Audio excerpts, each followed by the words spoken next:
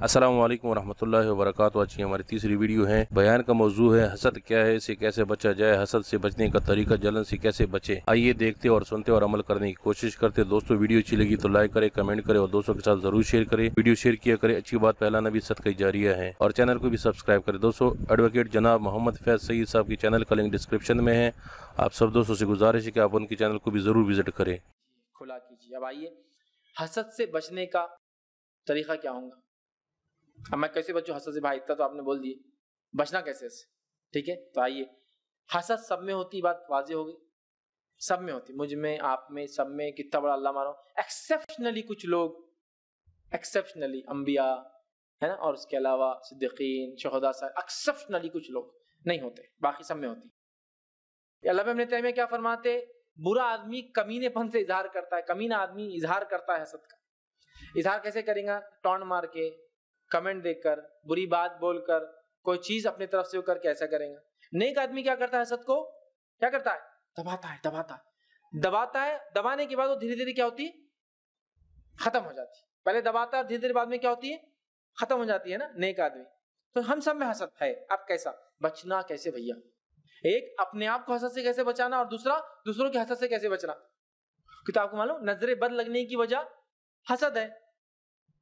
नजरे बद लगने की वजह भी तो हसद है ना। अरे इसको कैसा मिल गया, अरे इतना खूबसूरत कैसा है, अरे ये चीज तुम्हारे, अरे इतने अच्छे बच्चे तुम्हारे, इतना अच्छा पढ़ते, अरे इतना अच्छा घर, हसद।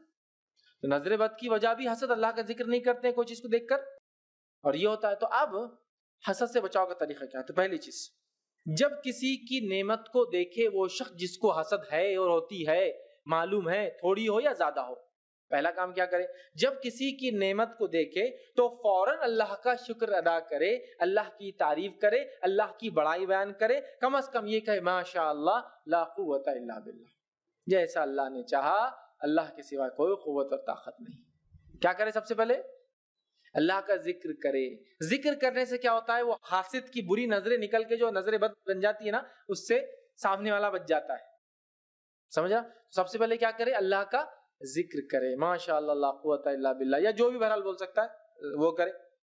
दूसरा काम ये करे, क्या करे? दूसरा काम, उसको बरकत की दुआ दे, मतलब खुश हो। बरकत की दुआ कौन देगा?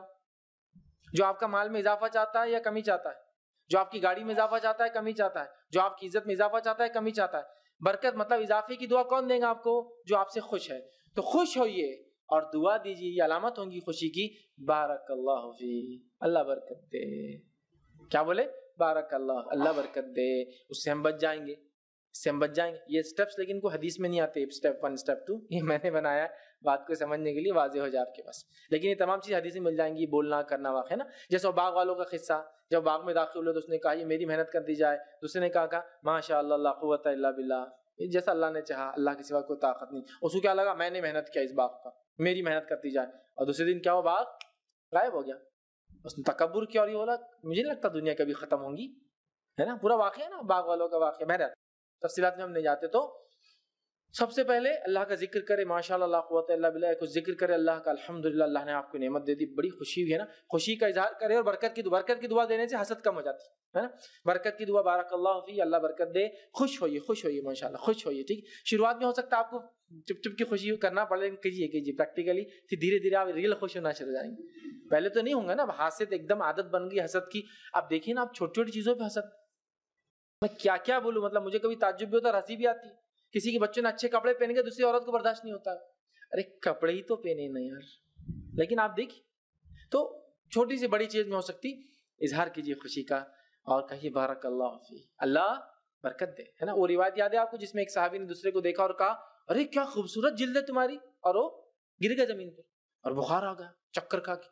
लोगों ने उठाया, कहा कि शदीद बुखार आ गया। कहा क्या हुआ? वो कहा अल्लाह के रसूल सल्लल्लाहु अलैहि वसल्लम, मैं नहाने जा रहा था, कपड़े उतारे और उनकी जिल्द बड़ी खूबसूरत थी, ऐसी खूबसूरत कि बिल्कुल जैसा कुंवारी लड़कियों की थी। हालांकि एजेड साहबी तो, बहुत अच्छी जिल्द, खूबसूरत, है ना।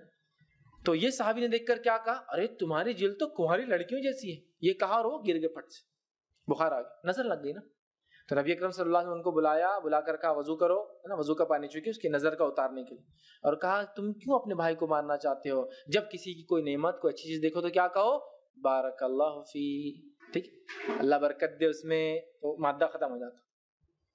برکت کی دعا دے دو اس کو، ہے نا، سمجھ رہا؟ تو کیا کرنا ہے ہم کو؟ بارک اللہ فی بولنا ہے، تو نظر بد سے بچ جاتے، اس کی خوشی میں شامل ہو جاتے، ہے نا، بہت ساری چیزیں ہو جاتی نا، ٹھیک ہے، یہ دوسرا کام کرنا ہے۔ تیسرا کام کیا کرنا ہے ہم کو یاد رکھیے، اگر نعمت اچھی لگے تو اللہ سے مانگنا، اللہ مجھے بھی نعمت دے تاکہ میں بھی تیرا شکر ادا کروں۔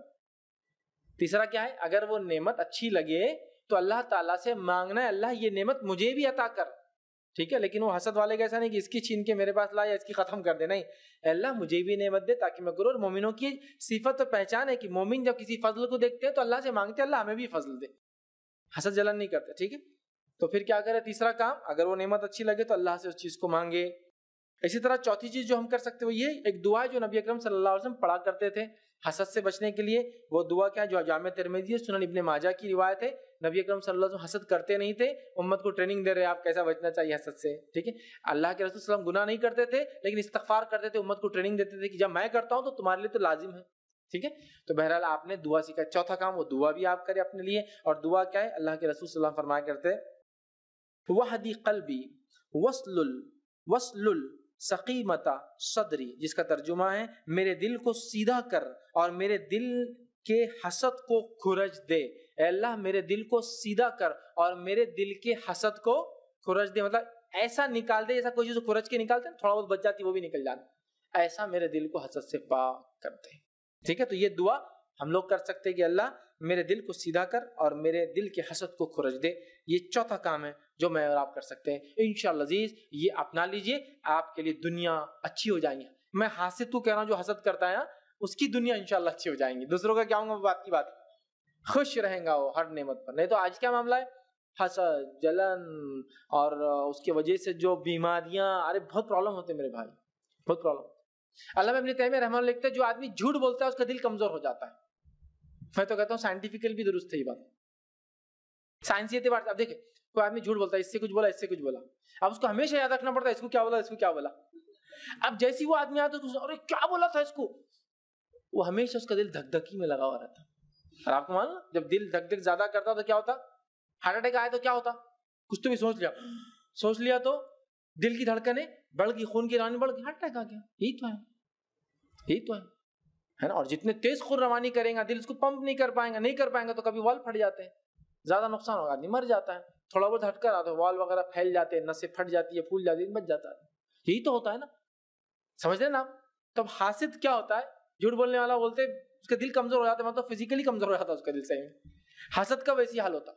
حاسد کیا ہوتا ہے، اس کا دل، دماغ، سوچ سمجھ صلاحیت سب مفلوج، پیرالائزڈ ہو جاتے ہیں، چونکہ ایک تو اس کا دین ہی مونڈے جاتا ہے حسد کی وجہ سے۔ اب دین مونڈا تو سمجھ کا ہے، ارے بھائی دین کے وجہ سے سب کچھ ہے دنیا میں، کامیابی ترقی سب کچھ، یہ نہیں تو کچھ نہیں، یہ رول یاد رکھ لیجیے آپ۔ نہیں کیا برباد حاسد کی، دین غائب اس کے پاس سے، کیا ہوگا اس کا؟ تو تیرے پاس دین نہیں میرے بھائی، تیرے پاس نہیں کیا نہیں ہے، چھوڑ اس حسد کو، نکلو حسد سے باہر، اپنے آپ کے خلاف سٹرگل کرو۔ اور سب سے بڑا جہاد نبی کریم صلی اللہ علیہ وسلم کیا فرمایا، واقعہ یاد ہے آپ کو، آپ صلی اللہ علیہ وسلم مدینے میں داخل ہو رہے ہیں، آپ ایک غزوے سے واپس آئے تھے، لوگ خوش ہو رہے تھے، آپ نے فرمایا ہم ایک چھوٹے جہاز سے نکل کر بڑے جہاد کی طرف آئے ہیں، مطلب جنگ تو لڑ لی، آپ شہر میں داخل ہو رہے ہیں، اپنی نفس پہ کنٹرول کرنا یہ بڑا جہاد ہے نا، بڑا جہاد ہے۔ تو نفس پہ قابو، اچھی خصلتیں بغیر محنت کی نہیں ہوتی، لیکن میں بتاؤں آپ کو اچھی خصلتیں جب اندر آ جاتی ہے نا تو ایک کے بعد ایک دوسری نسل میں ٹرانسفر ہوتی۔ کیسے میں نہیں ثابت کر سکتا آپ کو سائنٹیفکلی کہ جینس میں کیسے جا کے اچھی بڑھ جاتی، وہ مجھے نہیں معلوم، لیکن میں آپ کو آپ کے تجربے سے بتا سکتا ہوں۔ کیسے؟ آپ کا بچہ ہے، تکیے پہ لیٹا ہوا ہے، پیر پہ پیر ڈال کے ایک دم سٹائل سے، ہاتھ نیچے ڈال کے، آپ کیا بولتے تھے کبھی کبھی، ارے میرے ابا بھی ایسی کرتے تھے، ہاں اوہو دادا کی لالیاں پوری صفت ہے۔ اب کیسے ہی میں نہیں بتا سکتا بھیا آپ کو، لیکن دادا ویسا سوتے تو پوتا سوتا ہے، وہ جینیٹیکلی وہ عادت کا اثر بچے میں آیا، بچے میں تو ظاہر نہیں ہوا، بچے کے جین سے اس کے بچے میں ضرور گیا، نسل کے بعد ہوا اس کا اثر۔ جیسا آپ سب کے زمانے میں ایک واقعہ ہوا، ایک خاتون کو اولاد پیدا ہوئی، اور حبشی اور خاتون عربی، اب سوچو آپ ایک گوری عورت کو کالا بچہ ہو جائے، ماں باپ گورے بچہ کالا تو کتنا ٹینشن، اسے دوسری جنریشن نسل کا شوہر نے الزام لگا دیا، نبی اکرم صلی اللہ علیہ وسلم کو بات پتہ چلی، آپ صلی اللہ علیہ وسلم اس آدمی کو پکڑے اور اونٹوں کے باڑے میں لے گئے۔ جب اونٹوں کے باڑے میں وہ گیا، وہاں کھڑے کرے، کہا تیرے یہ بھورے اونٹوں میں کالا اونٹ کہاں سے آیا؟ جو ڈارک ہوتا ہے اونٹوں میں، دیکھیے کچھ اونٹ بہت ڈارک ہوتے ہیں، جنرل بھورے ہوتے ہیں، یہ بھورے اونٹوں میں وہ ایک کالا کہاں سے آیا؟ تو کہا اللہ کے رسول اس کے 7 پیڑھی پہلے اس کا سگڑ پکڑ کیا بولیں گے، دادا پردادا 7 پیڑھی پہلے اس کا جد اعلیٰ ایک کالا اونٹ تھا۔ اثر کب آیا؟ 7 پشتوں بعد۔ جیسی یہ بات اس صحابی نے کہی تو کہا مجھے سمجھ میں آ گیا پورا قصہ، واپس چلو، ہو گیا، سمجھ گئے کہ اس کے بھی نسل میں کوئی تو بھی حبشی رہا ہوں گا پہلے، آج نہیں ہے۔ جیسا یہ اونٹ کی کہ تو عرب کیا کرتے تھے، اونٹ اور گھوڑوں کی نسلیں لکھ کے رکھتے تھے، کیوں؟ یاد کرتے تھے تاکہ وہ میٹ ہونا، بریڈ جو بنانا، وہ اچھی بریڈ بننا، تو وہ یاد رکھتے تھے اس میں کیا خامیاں تھی، اس میں کیا خوبیاں تھی، اور ویسے خوبیوں والوں کو اور خوبیوں والوں سے ملا کے نئی نسل بناتے تھے، بہت سنبھال کے رکھتے تھے، پھر اس سے ایک نئی نسل، جو لوگ بریڈنگ کرتے ہیں جانوروں کی، بکریوں کی، گھوڑوں کی، بھینس کی، ان کو پتا ہے بھائی کیسا ہوتا ہے یہ سب سسٹم، اچھی چیزیں خصوصیتیں آنا دونوں پیرنٹ سے نکل کے تو اس کی اگلی نسل اور اچھی بنتی ہے۔ تو کہ 7 پشتوں پہلے یاد تھا ان کو، اس کا ایک کالا تھا جس کا اثر 7 پشتے بھوری رہی، 8ویں پشت میں نکلا۔ جیسے یہ جواب دیا وہ صحابی نے، خود بولے میرے کو سمجھ میں آ گیا، الزام واپس، اس کے بھی خاندان میں کوئی کالا رہا ہوں گا، سمپل۔ اب کیسا ہوتا میں بول رہا ہوں سائنٹیفکلی میں نہیں بتا سکتا، اس لیے میں کلیئر کر رہا ہوں، سائنس ثابت کریں گے انشاءاللہ، وہ ایک الگ بات ہے، آپ آج پوچھ لے تو میں نہیں بتا پاؤں گا، لیکن اس کے اثر تو آپ پریکٹیکلی اپنے زندگی میں دیکھتے ہیں۔ چھوٹے بچوں کو بھی علم رہتا، اپنا مرغا سفید تھا، مرغی سفید تھی، تو انڈے میں سے بچے سفید نکلے، دونوں کی خصوصیتیں بچوں میں چلے گئی، ہوا نا؟ ارے اس کے بچے سفید نکلے لیکن اس کے بچے کالے نکلے، چونکہ یہ ایک مرغا کالا تھا اپنے پاس، اتنا شعور تو رہتا نا، چلیے، تو اچھی صفتیں ایسی ہوتی۔ اب ایک آدھ بچہ ہے، تبھی سمجھاؤ، بچپن سے چوری شروع کر دیا، تو لوگ کیا بولتے ہیں، ارے وہ تھی ہمارے تھوڑے ہے، وہ میں بول نہیں سکتا، اب جان دو اللہ معاف کرے، مر گئے، ان میں تھی عادت، مطلب بچے میں جو آئی نا، یہ تھے ہمارے خاندان میں سے 1-2، تو اللہ معاف کرے ہو گیا، اس لیے میں نہیں بولتا، لیکن آ گئی، صحیح آ گیا، مطلب اس کو کنٹرول کرنا ضروری ہے، یہ لے کے آ گیا کہیں سے تو بھی، اب اس کو دبا کے رکھنا ہے، یہ ہوتا ہے۔ تو آپ نے حسد کی بیماری کو یہ بار کنٹرول کیا اپنے اوپر، بہت مشکل ہوتا ہے، بہت مشکل ہوگا، کبھی کبھار آنکھیں باہر آ جائیں گی، اندر ہی اندر سے بم پھٹیں گے، لیکن آپ کو باہر اظہار نہیں کرا اندر کیا پھوٹ رہا ہے، تھوڑے دن ہوں گا، یہ ساری تکلیفوں سے گزریں گے سب، خاص طور سے میری بہنیں بہت گزریں گی، کیونکہ چھوٹی چھوٹی چیز پہ جلدی سے وہ ہو جاتی ہے نا، ہاں نئی بارڈر کی ساڑی، ایک دم پورا اندر سے